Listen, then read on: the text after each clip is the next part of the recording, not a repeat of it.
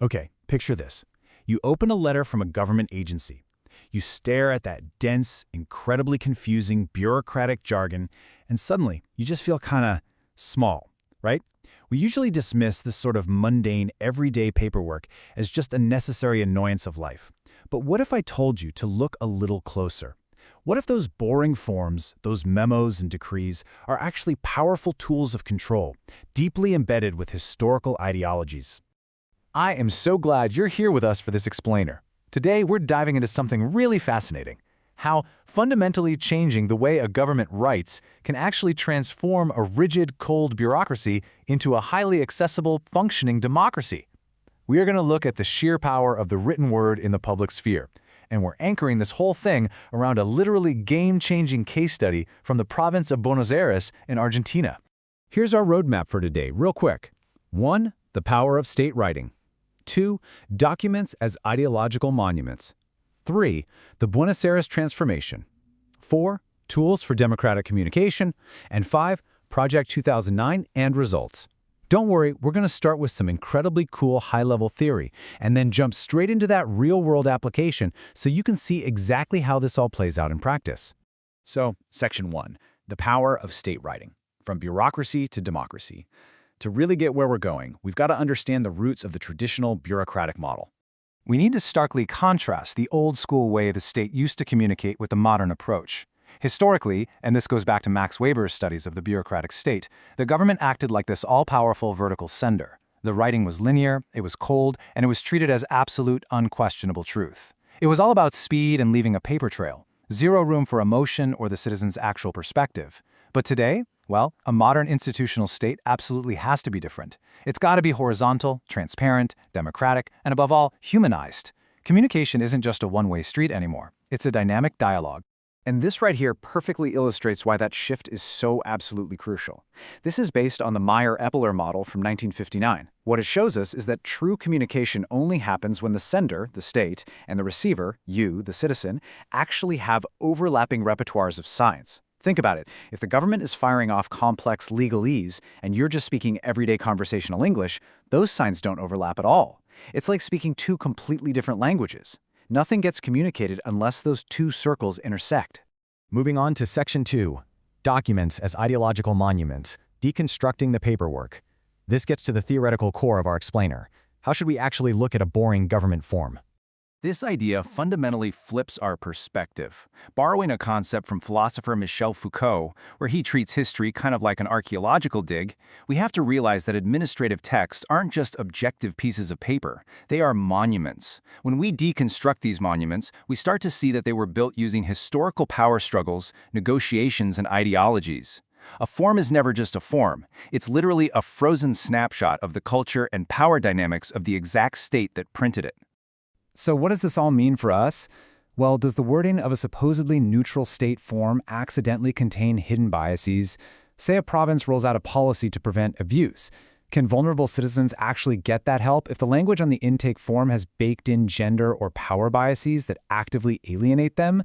This is exactly why the words the state chooses to use matter so deeply. All right, Section 3, the Buenos Aires transformation, rewriting the rules of the state. Now, how do you take all these massive, abstract philosophical ideas about Foucault and power structures and turn them into real, actionable policy? Well, the Province of Buenos Aires did just that. Now, as you can imagine, this modernization wasn't some overnight magic trick. It was a massive, multi-year journey to totally overhaul how the state writes. They kicked things off back in 2003 by reviewing an old decree from 1977.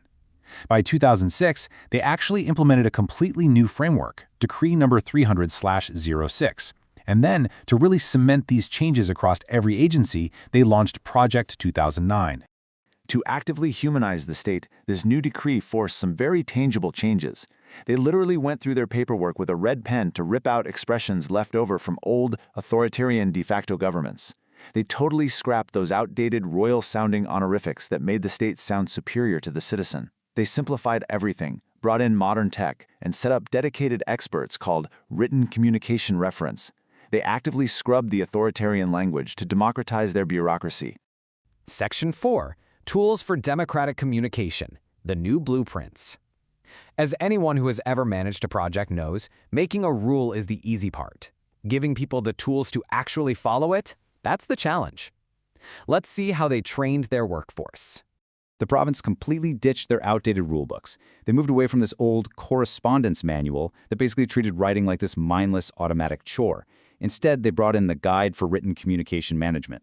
And this was a game changer. It treated writing not as just typing words on a page, but as a dynamic cultural bridge connecting the state directly to the citizen. It made the writers stop and critically think about who was actually going to be reading their words. And what's really fascinating here is the physical blueprint they handed out to the workers. This standard note template you're seeing comes straight from the source. By giving them these hyper-specific visual templates, dictating literally everything from typography and line spacing to margins, the government made sure that every single piece of communication was visually accessible, clean, and completely standardized. But they didn't stop at just visual templates.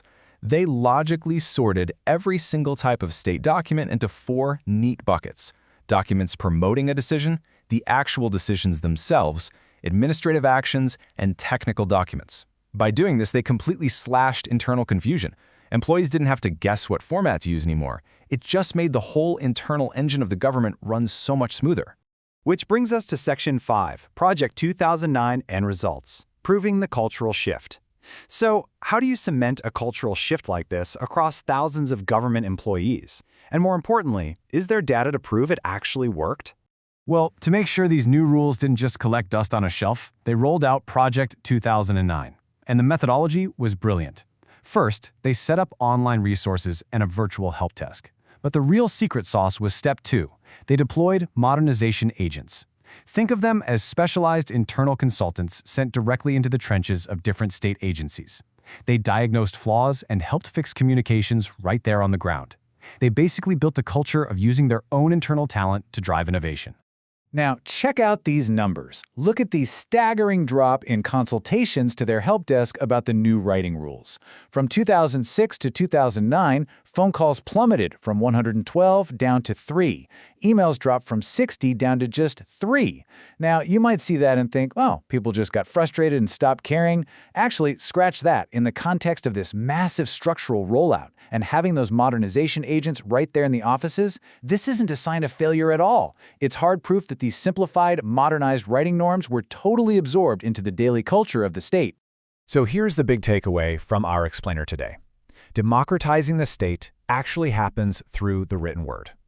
What Buenos Aires proved to us is that managing information thoughtfully and writing clearly, it's not just about making the bureaucracy run faster. It is literally a fundamental requirement for building a transparent, inclusive, and genuinely democratic society. I'm going to leave you with this to think about the next time you open a letter or a form or some tax document from your local government.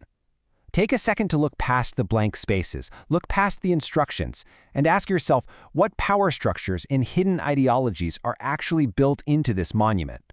Thanks so much for joining me for this explainer. Stay curious and keep questioning the everyday systems around you.